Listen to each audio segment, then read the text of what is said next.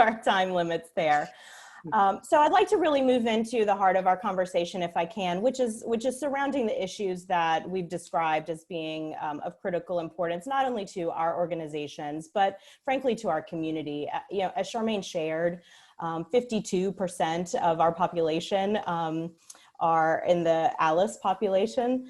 And, most of those are women and families. So the issues that we're concerned about are the issues most critical to our state and to our community. So I'd love to give you all a little bit more time, not only to perhaps finish thoughts if you need to, but also to elaborate on what of those issues, early childhood funding and paid family leave and childcare, pay equity and raising the minimum wage, domestic violence and sex trafficking, and all of the issues that have been raised thus far, where those fit into your platform and priorities, and what your thoughts are on how you might affect those in Washington. So with that, I'd love to ask everyone to take about 4 minutes each to describe to us your position on any of those, any or all.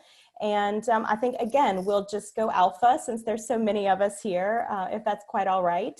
And I'll, again, be timekeeping, but I'll do my best to let you complete your thoughts since we have a little more flexibility here. So again, I'd be delighted to turn it over to Ms. Porter.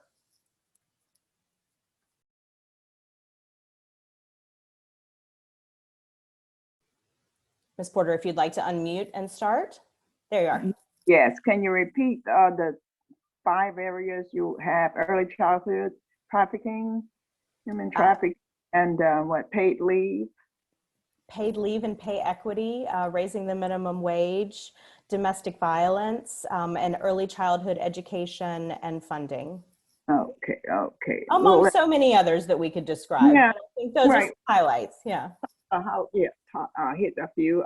Let's see, human trafficking. I see New Orleans has a large, according to the crime stat, increased amount of rape and human trafficking is one of those areas that consume a woman's body to be put in a position to be mauled by another human. To combat that in New Orleans, you have curfew, you need more job training, reach out for these women who's probably homeless, need somewhere to live instead of on the streets where easy apprehension is taking place. I would provide funding because I was looking at your portfolio, your budget for everything, but in this particular area, do you have funding for these women to come off the street, incentive, job training, free housing, meals, clothing, bus fare, things to get the mind back human. So that is something New Orleans really needs to put in place because your rape percentage is very high and it's a tourist town. In order to get these people that it's not somewhere you can come and do pull people off the street and traffic them, you should budget the police, make sure they're trained in spotting these lowbrow men who have the women out and bring them in, and also put funding in that area for the police to get it zeroed out. It's a tourist town, it's family town. People run around with their children in buggies.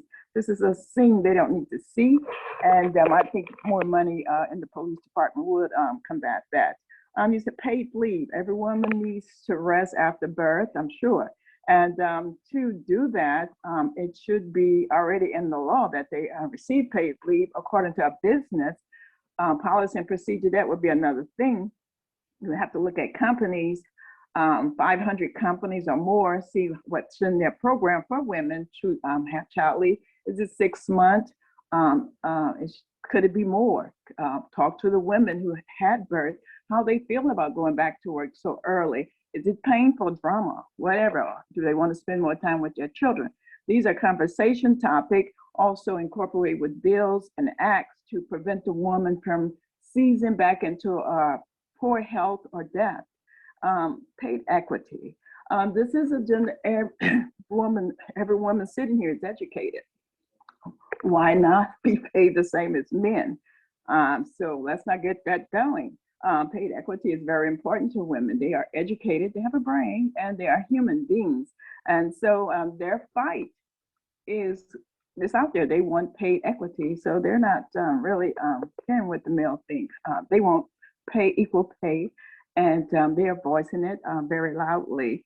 But I am for equal pay. I'm educated. I don't see why he's sitting there and I'm sitting there in a suit. He get paid more. Let's see. We have early childhood. Early childhood needs to be funded for many reasons: proper nutrition for the children, transportation, books, supplies, school, teacher funding at increase. Very much so for early childhood. You start a child early nourishing the brain and body health and food. It makes a better adult and to grow from one stage to the other in early childhood and teaching. And let's see what else you had on your book. I only had 4 that I jotted down. But anyway, for its crime in New Orleans or any other, we want to get the crime down anywhere. Yeah, thank you, Mrs. Porter. Absolutely. I couldn't agree more. I'd love to move on to Senator Peterson if we could. Yeah, sure. Excuse me. Let me start with the minimum wage. In the richest country in the world, no one should have to work 2 or 3 jobs to put food on the table and have a roof over their head. My mother, when she was in her younger adult years, certainly, she had to do that. And she did that to put my dad through law school to make a better way for our family. And I, in my public service, have consistently fought to raise the minimum wage in the legislature. Charmaine, you know this, I've worked on it for many years. I just introduced another bill, yet again, I think it's the 4th time, to propose a gradual increase in the minimum wage to $15 by 2026. And this will be a real concrete anti-poverty program that will certainly lift people out of their current circumstances and lessen the burden on social services. And if I'm able to go to Congress, I'll keep pushing to give workers the raise that they deserve. I'm sorry that it didn't get into the COVID package, but if it seems like it won't, because the Senate will be voting really soon on that bill, I'll support the Raise the Wage Act to finally raise the federal minimum wage to $15 an hour in a separate instrument. With respect to, I'm going to call it broadly economic justice. You covered a bunch of different things in there. The economy is not working for the American people and certainly not working for women in Louisiana. Women still earn 69 cents to every dollar men earn, and even greater disparities for women of color. And I believe, as Ms. Porter just said, that's egregious. I believe that the government must serve as a safety net for working families.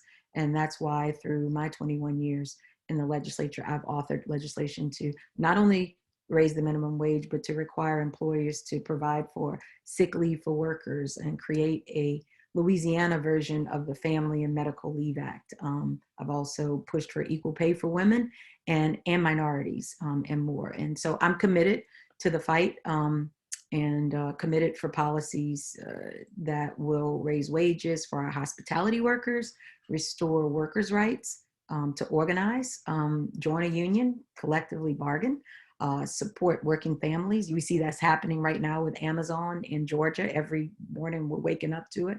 And support working families in the middle class by securing equal pay for women and paid family leave for all. I think affordable housing is another issue to eliminate the disparities in home ownership rates.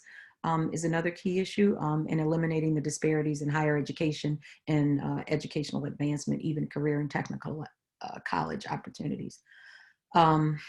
Requiring large companies to certify that men and women are paid equally is something that should be fundamental. I've pushed for that.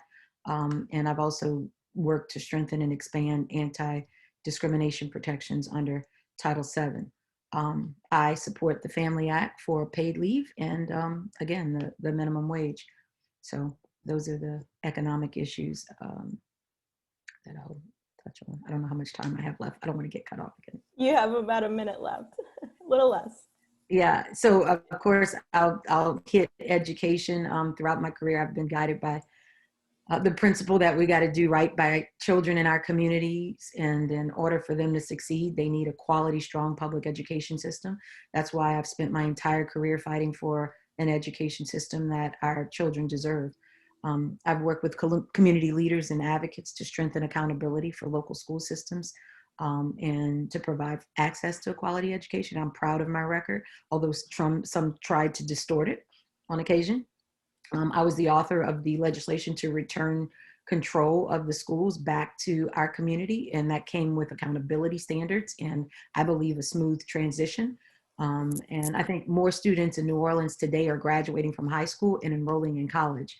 We still have a long way to go for our students, for sure, and there are things that need to be worked out. I work with, proud to have a lot of support from school board members, and a former school board member, Jada Lewis, and Bessie member, Preston Castillo out of the Baton Rouge area. Thank you. Thank Yep. you, Senator Peterson. Thank you very much. Let's see, Ms. Ontiveros.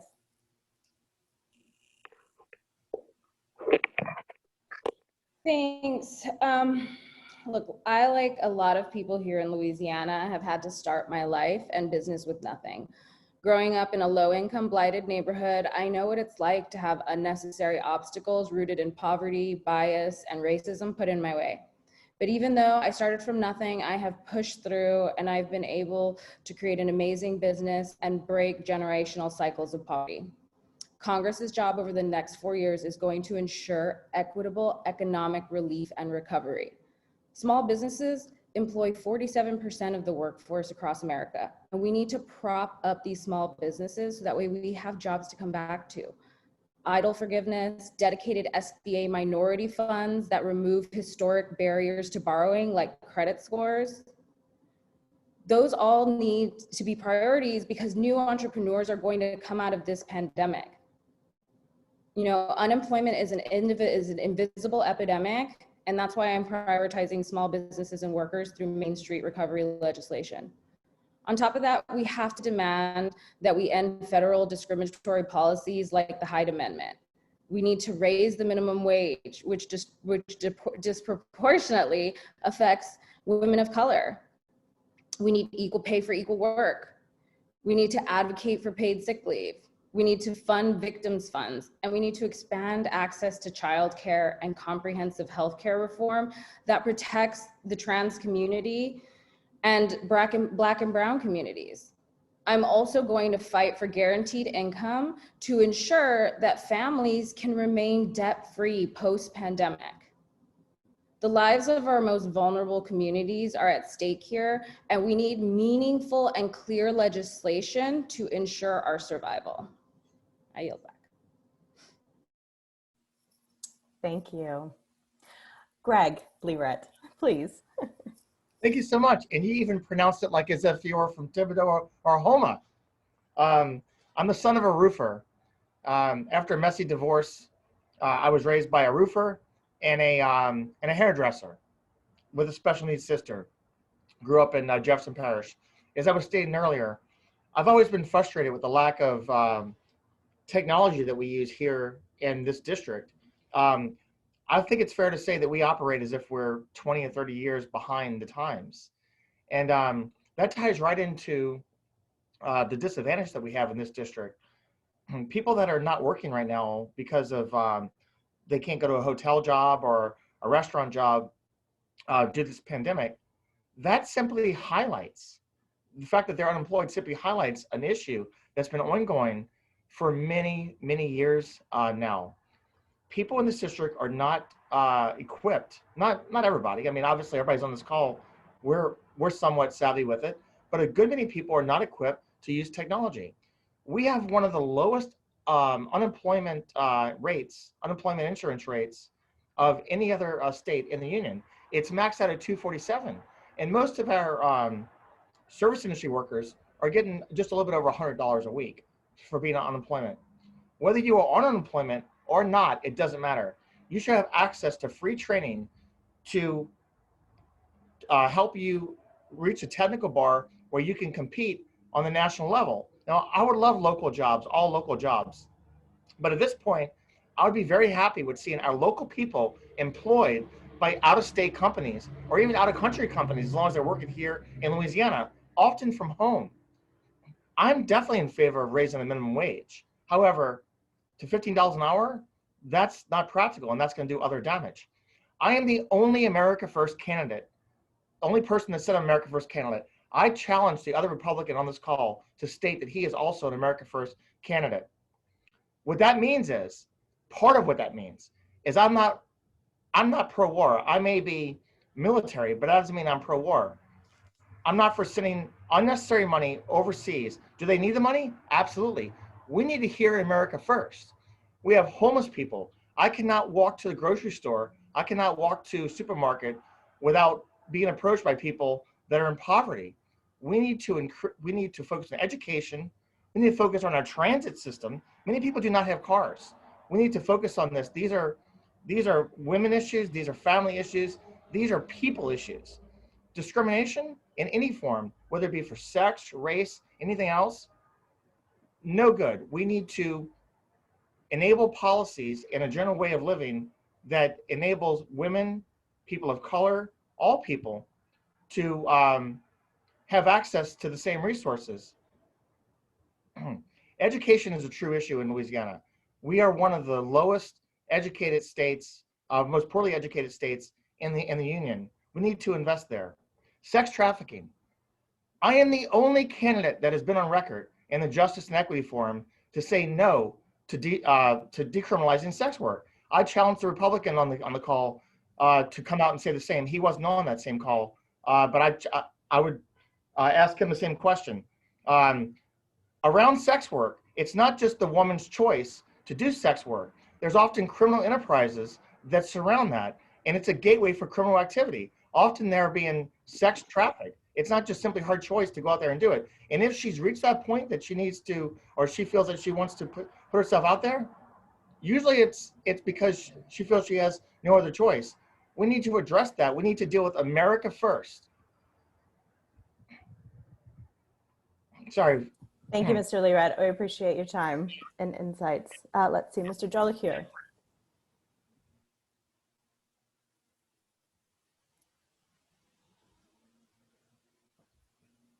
Is maybe frozen. Perhaps we'll give him a moment to figure out his technical difficulties, are you there? Yes, I'm here. My internet connection seems to be a little unstable. Okay. Well, the floor is yours, if you're able. Apologize for that. I'm going to try to do it quickly here so I don't run out of bandwidth. But essentially, first and foremost, we need equal pay for equal work.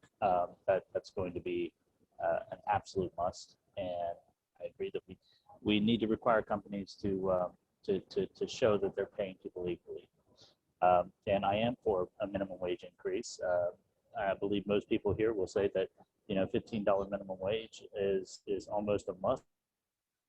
At this point, we've talked about it for so long that it actually needs to be more than that, because the rate of inflation has gone up so drastically that $7.25 an hour, even two people working on minimum wage will barely be able to scrape by in this country.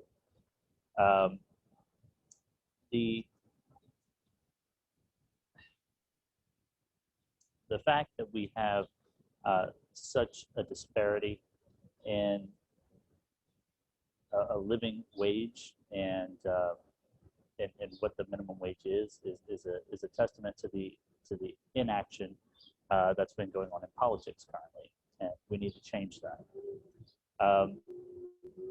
But next up, I just want to say that I've made it known that I'm part Canadian, that my family on my dad's side is from Canada. We see that they have a system that has done fairly well in multiple areas.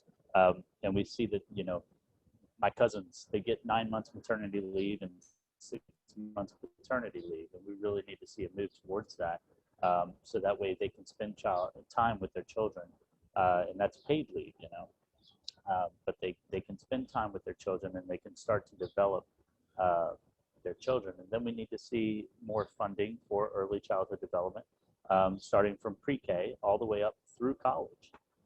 Education is an investment. It's not a commodity. It's not a it's not a something that we will lose money on, because if we see the countries who invest in their children at a younger age, we see those children are better equipped for reality and are earning higher wages and doing the things that are making this world a better place. Not only that, but they're more well-rounded. We see that, as far as the human trafficking goes here, I would say that we do have a problem here, especially in New Orleans. I think we have a growing problem of people being kidnapped. And I think that a larger police presence would probably benefit those that are being sex trafficked in the French Quarter. But we need to make sure that those police officers are well trained, and that we are weeding out the bad apples, that they're no longer a part of the system. And they're not coming from other areas where there's been issues with their performance or their demeanor. We can't have police officers taking people to the hospital to get a rape kit and then raping those people. It's absolutely despicable, and it's unfortunate that the NOPD now has to deal with that because of one. I'll just say a shitty human being. Thank you, Mr. Jolicoeur. I appreciate your thoughts. And before we move on to the next panelist, I understand that Senator Peterson, you have another commitment that you have to step away. We appreciate your time and your insights. Thank you very much. And with that, let's see, Mr. Johnson. Absolutely. So this is very personal to me, especially as it pertains to me being reared in a single parent household by a strong Black woman who had to oftentimes reap the effects of inequity and inequality and just needed assistance, right? And so I don't believe that there will be the need for so many advocacy groups and organizations if lawmakers were actually legislating on behalf of the greatest interest of the most vulnerable communities and populations there are in this nation. I fully support expansion of both early childhood education and daycare as well, especially with grants provided through the Department of Education and preschool development grants as well to directly expand high quality programming directly targeted to low and moderate income households as well. I had the privilege of going to pre-K, but we need to make sure that we are investing in our youth and in our young people. Dr. Toya Barnes-Teamer, she would always iterate that student success is everybody's business. And so it's absolutely paramount that we are emphasizing our commitment to investing in our children. Also, when we do that and we focus on our parents as well, we also provide them with an opportunity for them to go to work.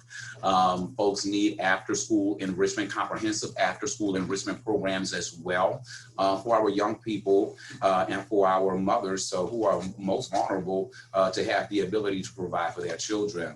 The minimum wage thing needs to be addressed very much so fiercely. We're dealing with a city, especially in New Orleans, that's thriving off of hospitality and tourism, and the tipped wage for the past 30 years has been $2.13. It's absolutely ludicrous. For 11 years, has the federal minimum wage been $7.25. That's absolutely ludicrous. And so I wholeheartedly support a $15 minimum wage, but that's just a compromise as of now, because even as inflation shows us, it's still not enough to keep up. When we're looking at the price of the fair market value of an efficiency apartment being $765, it's just not fathomable for one to get paid $7.25. And so even beyond that, do I also support college and free college for all people, and support the passage of the College for All Act that was drafted by Senator Bernie Sanders and Representative Pramila Jayapal, that says that I will also close the wealth gap within 10 years by 60%. That's absolutely drastic. So while also canceling student loan debt and granting individuals economic mobility, while also providing access to college, because our job market is demanding that one gets an education, I don't think that young people should have a negative backing or have the retaliation of student loan debt when our job market is calling for one to have an advanced education.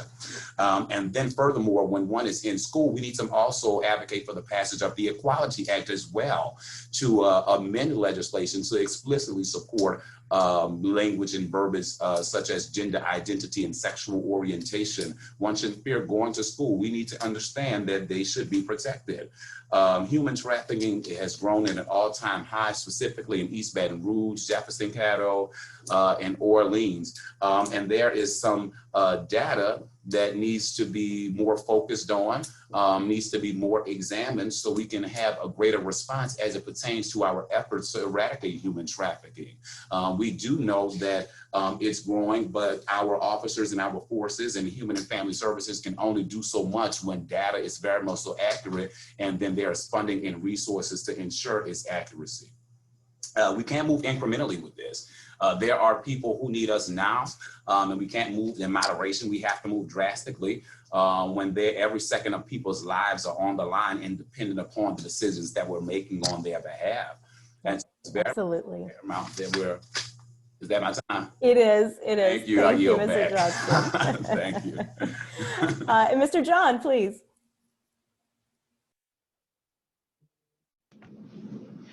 Yes, I grew up in the housing projects, and I'm one of the few what I consider success stories.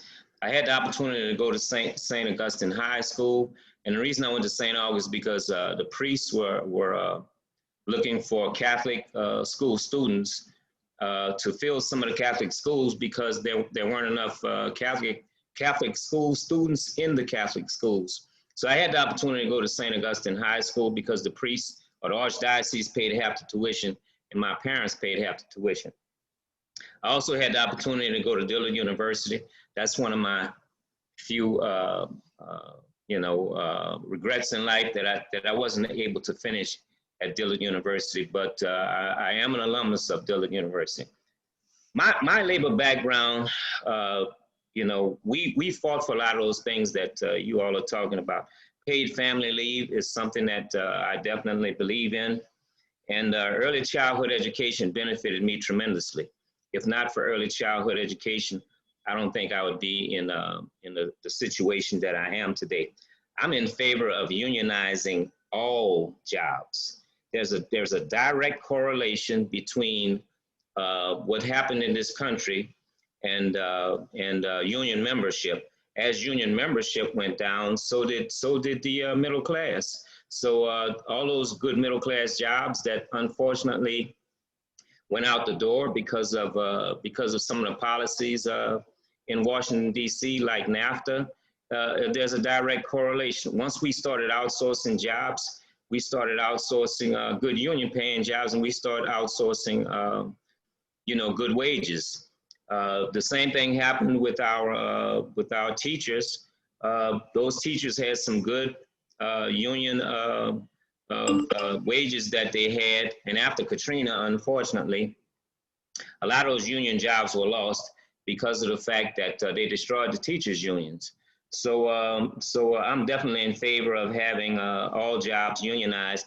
That way we can protect the workers, we can provide them with a decent wage, and we can also provide them with health care. When I first started at the Postal Service, we had a daycare center there so that the ladies who were working there didn't have to worry about their children being taken care of. They could just drop them off at the daycare center, and go ahead on, clock in. And if there were any issues, they could contact them right there on the workroom floor. And I thought that was a beautiful arrangement. we do need to eradicate poverty. We got people in this city that have food security as well as housing security, and we see the effects of homelessness. I have worked with the Rebuild Center. I have fed some of the homeless. I have helped some of the homeless, get some of their paperwork taken care of. I helped them with, getting their mail straight whilst I was working. So there's a lot of things that we can do and should do, and it's unfortunate that so far we have not done that. Two things Hurricane Katrina did to me. It got rid of a lot of affordable housing here in the city. We decided that we wanted to take some of our affordable housing and turn it over to short-term rentals / Airbnbs, and I thought that was egregious. The second thing it did, it destroyed our education system, in my opinion. And by destroyed our education system, I mean we converted to total charters here in New Orleans, in the city, and I think the charter schools have been a disaster. So I'm totally in favor of increasing affordable housing, as well as dealing with the education system. Have I? Thank you, Mr. John. Thank you. Thanks so much. Senator Carter, please. Thank you for the opportunity. Listen, many of the things that you've talked about, while they may be anecdotal for some, it's practical and real for me. I have a very long track record of working in virtually every area that you've talked about, working side by side on breast cancer legislation with champions like Kim Sport, Julie Stokes, Jackie Clarkson, Diana Bejois, Charmaine Cassiope, and many others who have been in the trenches with us side by side at the committee tables, late nights in conference rooms, hammering out negotiations, passing bills back and forth to make sure we get it right, demonstrating that experience and leadership matters. I've worked very closely and for many years filing legislation and fighting for minimum wage. It's not something that I'm going to do. It's something that I've done. I've demonstrated my ability to build relationships, to work across party aisles, to make sure that Democrats, Republicans, independents, and the like understood the importance of equity. Fighting for minimum wage is not something that's politically correct. It's something that's very passionate for me. Fighting for women's issues are not something that's politically correct. It's not something I do when I'm running for office. It's something I do once I'm there. It's something I've done before I ran. I, like many of the callers here, understand and respect the leadership of women. I was raised by a strong woman. My mother raised 6 of us by herself after my mother and father divorced. My mother went back to school, got her undergraduate degree and a master's degree, and then became a classroom teacher for the next 35, 40 years. In that period of time, she barely made $40,000 a year. She was one of those stereotypical teachers that went out and bought her own supplies, decorated her own chalkboard, provided for kids who couldn't otherwise provide, never mind the fact that she had 6 at home that she was trying to pay for and raise on a meager teacher salary, one that is way, way too low for the awesome duty that our teachers provide. I have fought in the area of domestic violence, authoring and passing legislation and working side by side and being awarded by domestic violence advocates for my advocacy in the area of eradicating domestic violence. I have sponsored at least 4, maybe 5 different seminars on anti-trafficking. I'm working with churches, nonprofits, NAACP, and sororities and fraternities to give and teach the signs of when your child might be a subject of trafficking, making sure that we teach the parents what to look for. We help give our young ladies and our young men, because they're trafficked on both sides, the opportunity to have a strong sense of worth, of being, so they can't be groomed or shopped by these predators who prey on our communities to violate the basic rights of our young people by forcing them into a life of sex trafficking, by taking advantage of some of the weaknesses and or needs in their communities. One of the things that we can do and that I've often fought for is making sure that we have adequate guidance counseling in our schools. So our young people have someone to talk to, that things that they can't always get at home. I have fought diligently in the area of early child education. Again, not anecdotally, but in real fact, fighting for and making sure that we have tacked on to various bills ways that we can increase our funding for early child education. In Congress, I'll do the same thing. We were very successful increasing the earned income tax credit, a way that we directly impacted families. We nearly doubled the earned income tax credit, which gave our families an opportunity to get yet another piece of economic health. Yep. It's not Thank one you so silver much, bullet, Senator it's a Carter. combination of things. Thank you. Thanks so much. And finally, Mr. Bernard. Hey everyone again. I'll say this, and I keep saying this, education is one of the best ways out of poverty, but that starts with having a stable family. Family is the benchmark of every strong society. We can look in our district, no one wants to talk about it. Only 5.1% of the children in our district is living below poverty that are in married, who are with two parents. That's a simple statistics. Marriages reduces poverty as much as 80%. Something I want to address, by the way. I've been living my American dream. You know, being an immigrant here, this country has given me, I've seen 5 continents, 46 states, okay? But here's the issue I want to address. You know, Black America problem is an American problem. Black American problem is an American first problem. So let's get that out the way. So back to this. I believe education, and you know what? It hasn't worked. It's not working. All the prescriptions that they've been providing has not worked. We can look at the district. It's the 4th worst in the Congressional District in the country. We have to do something about that. We have a city of Donaldsonville, which with great history, architecture, that should be a tourist mecca. That is just, it's the 2nd worst city to live in terms of quality of life. Nothing has been working because the fact is, and I will say this clearly, government is not the answer for Black Americans. In fact, if they leave Black Americans alone, and I'm going there with that, they'll do a lot better because history has proven that. Even in the greatest oppression, when they were left alone, they were able to flourish educationally, business-wise, okay? We can go on and on and on, but the prescription to fix Black America is to equip them with the right skills. My after-school education programs will do that from 6 to 17 years old.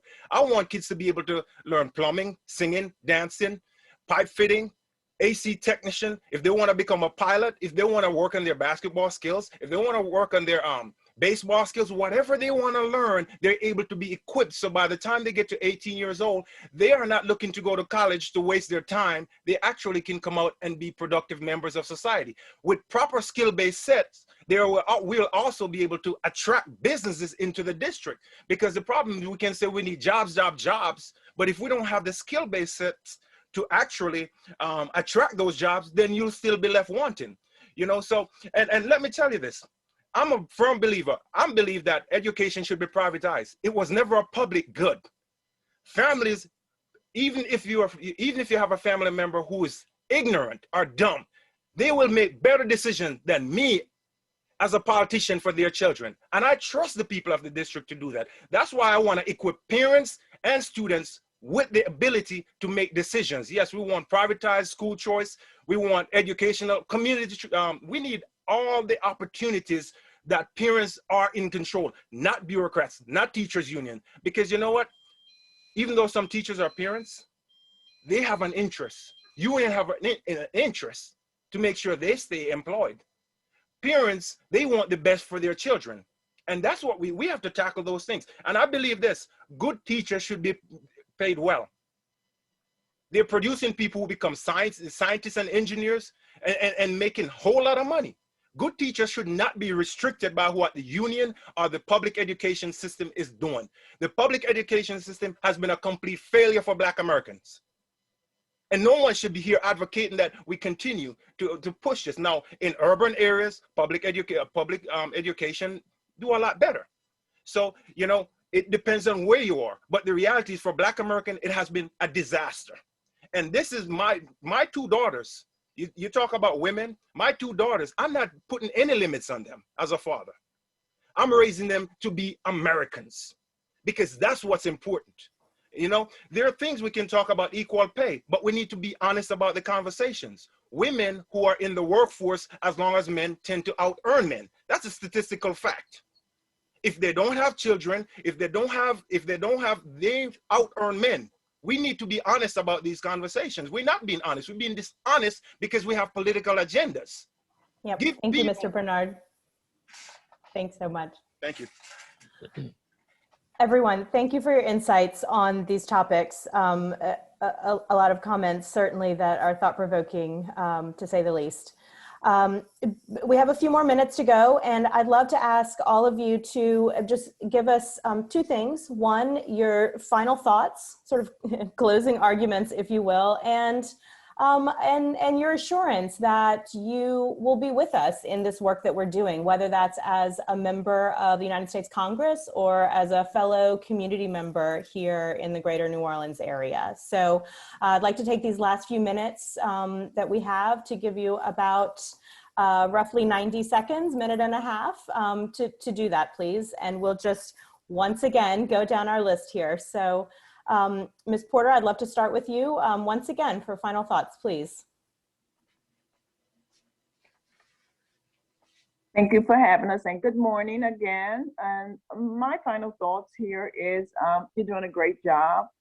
United Way has been with We the People for a very long time and successful, putting food on the table for families, shelter, homes, whatever. I know you're on Canal Street, NAACP office was in the building 2475 right across from Hopper House for years, and I've been a member for years. Sometimes I have to stop in and get directions or see where I am because I'm from another area, and you've always been very kind to get me where I'm going or redirect me. My thoughts is the parish, the second district is in a mess for sure. But to leave you with a thought, we're in one of the best states in America, Louisiana. So it's not hard to fix it. COVID has ravaged our state very hard, but as you can see, rapid testing, rapid shots, increase in the vaccine is coming, steadily flowing in to protect the citizens of Louisiana. I would like to continue that journey and investment in our people. Please elect me, Jeanette M. Porter, ballot number 14. We have a problem, but we can fix that. Forest United Way, I applaud you. I salute you for being there every step of the way, from Katrina to hurricanes to floods. Whatever disaster comes, you are helping the people to dial your number. And so we will keep that going because we need all these avenues, angels, everyone to continue to support the people. Things happen, you fall down. So we have to have organizations like yours that we support, donations, whatever it needs to keep money flowing to you to get back to we the people who are in desire stress. Thank you, Ms. Porter. I couldn't agree more. We need those dollars flowing to United Way. Hear, hear. Ms. Ontiveros, please. Yeah, look, thanks again so much for joining us. The pandemic has really exposed the layers of inequity throughout the U.S., from healthcare to income inequality and other infrastructures. We need to make building equitable recovery something that's not an uphill battle. We must prioritize Black and Brown communities that are being devastated by the pandemic because we are the essential frontline workers in this country. Our country has fallen short in this regard, while other countries have provided guaranteed monthly payments to all of their citizens to ensure families do not amass large amounts of debt just to meet basic needs due to factors entirely out of their control. So we must fight for the same. We have to fight for a guaranteed basic income until we have truly recovered from this pandemic. In the planning for after the pandemic, we need to address those issues most prevalently before this even happened. You know, that includes things like making healthcare accessible and affordable, providing fairly priced housing options, and paying workers a living wage. From the very beginning, my policy priorities have focused on economic sustainability for working families. I support raising the minimum wage to $15 and indexing it for inflation. You know, I also support and advocate for overtime pay for salaried workers making under $42,000 a year. And I most importantly support small business relief, because small businesses, we have to prop them up. They're the ones who are creating the jobs, especially in this region. You know, I'm committed to working with local agencies and organizations to elevate your work and to ensure available grant dollars are flowing into the district to support you know, people like United Way. But the decisions we make right now are crucial, and it makes a difference who we choose to lead us and who's leading the way right now in Washington, D.C. to boldly fight for progress and change. It's women, especially strong, young, fearless women of color. And why are these freshman congresswomen from all walks of life actually accomplishing major goals during their first term? It's because they're not beholden to anyone. Their values and passions reflect the actual people that they represent. Thank you. Thanks so much. Mr. Lurette, please. Thank you very much. If I didn't make it clear already, I am big tech. I am big tech, even though I can't stand big tech censorship, and I'm looking to address that. As I previously stated, I was raised by a roofer in Jefferson Parish, but worked 10 years for Microsoft, year and a half for Citrix and other companies. Big tech most of my adult career, over 25 years now. In that career, I've had the opportunity to deal with many women on a daily basis that are, quite frankly, often very much more insightful than men are. I sure hope they're not getting unequal pay. I think we're not really talking about those women today. We're talking about the disadvantaged women primarily. But the women that I deal with on a daily basis, not now because I'm running for Congress, but prior to that, are very impressive and oftentimes make more money than men. And that's what we should strive for with training and education. I absolutely agree with my Republican opponent who talks about after school programs that that increase your skills. Absolutely, 100% agreed. COVID-19. Currently, we are not following the science right now with COVID-19. Our current president, while he says he's not playing party politics, is playing party politics with his COVID-19 plan. And our favorite to win here, our media favorite to win, who's endorsed by the current, the previous office holder of this position, is going to be just playing along to get along. Thank you, Mr. Lurette. I appreciate your comments. And I'd be remiss if I did not, in fact, clarify that it is, in fact, the case that regardless of industry or educational attainment, that the disparity in pay persists, unfortunately. Mr. Jollicure, if you please. First off, I want to thank you very much for hosting this forum once again. And I do appreciate being able to come. You know, essentially, I'm not some politician that's going to want to say the pretty things and do what I think that you need me to do in order to get that pay bump, to get that promotion. You know, I'm not going to be asked. I'm not going to ask you to hand me an election.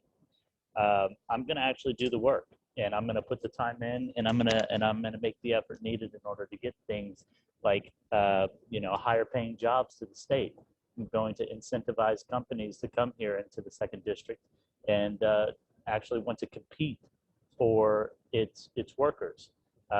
You know, my brother, he works in Silicon Valley. We have Mr. High Tech over here. You know, my brother, companies are fighting for him. They're offering childcare. They're offering higher pay. They're offering the moon and back. And we can bring companies like that to Louisiana. We just have to incentivize them to come over. We have Silicon Bayou here. It's a fledgling little area, but we can definitely bring more companies in. You know, in doing that will cause the area will cause investment in the area. But in any case, I'll wrap it up, and you know, you can check out my platform at goforbrandon.com. You know, that's GEAUX, the number 4, Brandon.com, and follow me on Twitter, Facebook, and Instagram. Thanks so much for your comments. Mr. Johnson. Warm greetings and humble salutations once more. Thank you for the opportunity for me to have conversation with you. I just want to highlight that those who do not understand that the vast majority of women make significantly less than men do not understand the history and the legacy of racism and sexism in this country, as it is still most prevalent here. I don't come with an illusion, but I do come with an agenda, and that's to prioritize the people in all things that I do. I'm here to run for those individuals whose stories reflect mine and who voices have been systemically muffled. I'm running for the undocumented person seeking asylum. I'm running for people like my mother who worked earnestly to keep her sons out of systemically induced data pools. As one with a challenged credit score myself and college loan debt, and simply being a Black man in America, I understand many of the disparities that are currently at a rise on today. I'm the founder of Mobilizing Millennials, which is a nonprofit organization where our purpose is to recover the fabric of true American democracy while promoting social equity and economic mobility. So whether in Congress or still bootstraps on the ground here, my first goal is to always work for the betterment of all people and all things that I do. People are always talking about barriers. The folks who have put those barriers there need to be held accountable, and we need to make sure that we elect people in District 2 who won't just be a fighter, but who will champion you in all things. I can't afford to buy your vote, but I'm working earnestly for your vote. So you can find more information about me and for me at jcjforcongress.com. And I'm looking forward to your vote on March 20th. I'm number 8 on your ballot. Thank you for the opportunity. Thanks so much. Mr. John. Yeah, at the Postal Service, we always, gave to United Way through our combined federal campaign. And, it's a great organization, and I appreciate you ladies giving us this opportunity to have this forum. I have worked with Fight for 15. I've marched with those folks. I've marched with the people with Stand with Dignity. I've marched with Congreso when they were fighting for immigration rights. I've lobbied state as well as national leaders for workers' rights.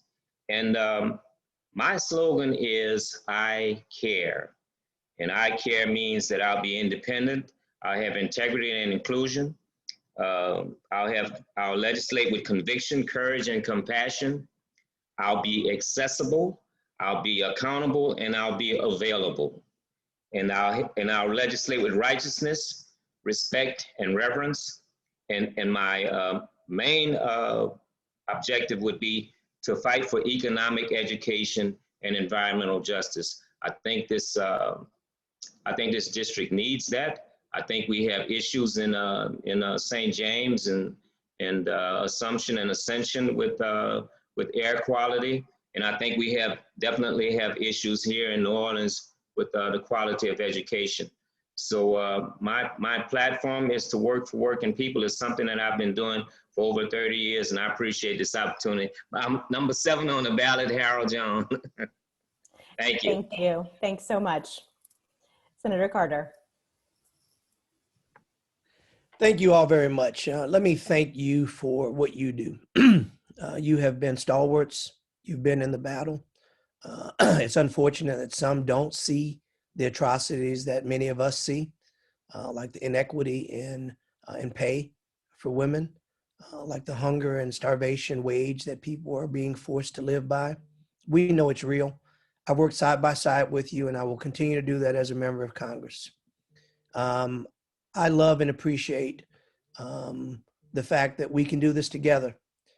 Having served in the legislative halls, having worked on the ground in the community for many years, even after I left elective office and back in. For some 13 years, I continued to work in the field of human endeavor, helping people, fighting against human trafficking, providing for the needy, creating educational opportunities for our youth, providing opportunities for families to be fed, and fighting for legislation that will truly impact the lives of our people.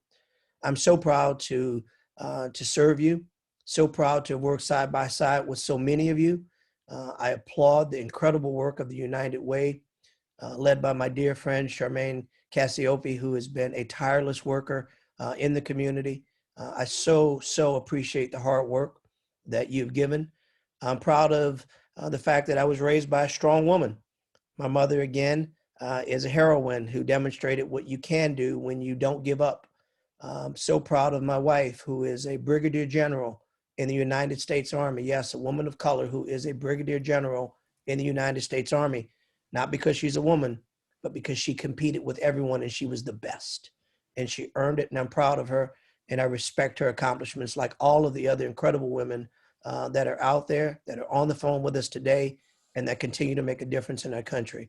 I'm Troy Carter, number 4 on the ballot, www.troycarter4 congress.com. I would greatly appreciate your support and prayers. Thank you, Senator Carter. And finally, Mr. Bernard. Thank you. Thank you again, everyone. I'll say this. America is not just a country of grievances. It's a country that have overcome great obstacles from its inception. We have a rich history, and I said this earlier, Black American history is so rich. When I look at a guy like Frederick Douglass, what he was able to overcome, Booker T. Washington, what he was able to overcome. Look, we have Southern University, which is a product of PBS Pinchback. We have so much to highlight. You know, faith, family is the strength of America. It's the strength of Black America. We need policies that encourage faith and family. We will reduce a lot of the incidences, whether it's child trafficking, when we have both parents involved in their children's life. We have to, and that's part of my platform. You can look at the incentives that I have for children, you know, or to help move people off the welfare system, you know, encouraging marriages, encouraging financial support after they've been they move off the government system. You know, so for me, there are a number of things we can look at. We can look at a whole lot of the other issues, but the reality is the prescriptions that have been provided have not worked. They're not working, because to keep people where they are and to say, let's add to the problem by getting the government involved is not empowering people. It's not empowering parents. It's not empowering families. I'm about family. Because I've heard many people here, they talk about whether it's one parent or another, but the reality is we're stronger when we are together. And that's what I'm appealing to. That's what I'm about. I became a champion here, and I'm going to Washington to champion Louisiana. That's it. Because of what they have done. Many people have asked me, why are you still in Louisiana? Because I care. I love this place. I have seen the world. But this is where I call home, and this is what I'm about to fight for. I want, just like you look with the LSU stamp that I walk around with a Louisiana stamp on my chest, because Hear, hear, Mr. Bernard. We all share your love for Louisiana and are so thankful for your comments and your time. And I'd like to, again, on behalf of Women United and the United Way, thank all of you for your participation, your insights, and your willingness to put yourself up for public service. This is not certainly not an easy job, nor is it an easy time to volunteer your life and your family to service in Washington or anywhere. I am so grateful to have served as host and enforcer today. Thank you for the opportunity. I do have one final slide that none of our panelists, none of the candidates need reminding of, but there are some dates coming up imminently in this election. Early voting starts this weekend. And you can see here, I won't read aloud, but we have a number of important dates coming up. We are happy to have provided an opportunity for you to learn more about these candidates and about the issues to our candidates. I hope, as I said, that you will join us in our fight for women and family issues, which are issues for all of us here in our community. And we thank you, everyone, again, for your time and attention this morning. Take care, stay healthy, and we'll see you soon. Thank you. Hi, everyone. Thanks so much. Thank you. Thank you. Have a good one. Thank you all. Continue your great work. Likewise. Thank you all. Appreciate it.